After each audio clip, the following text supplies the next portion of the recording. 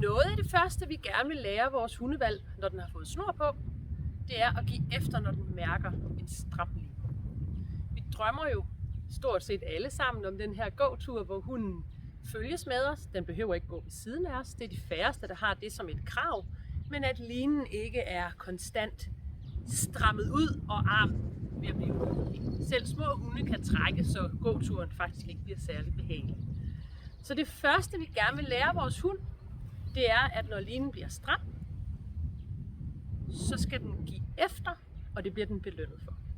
Jeg bruger et markørord, altså et roseord, og jeg siger yes, og det er fordi, det siger jeg ikke så meget i det daglige, og det er mere præcist end at sige, dygtig, hvor er du bare god til det hele.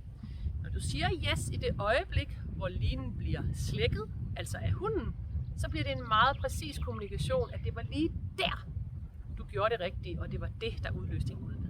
Så kan der sagtens følges op med en masse ros og overstrømmende glade ord. Så nu vil jeg forsøge at vise jer den her, når linen bliver stram, venter jeg til hunden af sig selv, lad den blive løs, og det er der, jeg siger yes og belønner. Kom, dygtig, det var godt. Sådan der. Det var godt.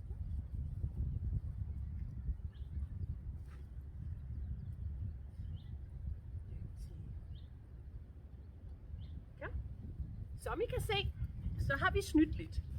Gertrud ved udmærket godt, at det her det er det bedste sted at være.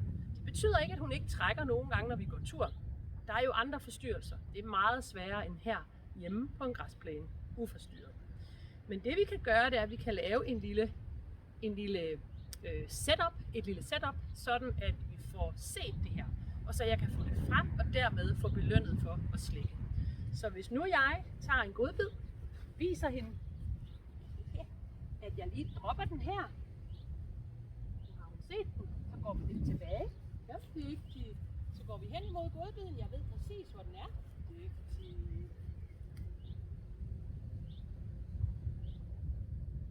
Yes, det var fint. Sådan, vi går hen imod igen. Det var dygtigt. Allerede der viser hun mig, at hun godt ved, at den stramme line ikke er adgang til fornøjelser. Viser det lige en gang til.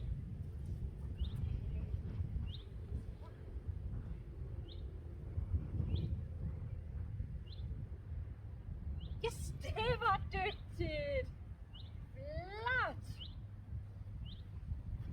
Yes, wow! Ja, det var godt! Så der kom næsten ikke træk på linen. Hun var godt klar over, at hvis hun skulle have noget, så skulle hun slække på linen og vende tilbage til mig.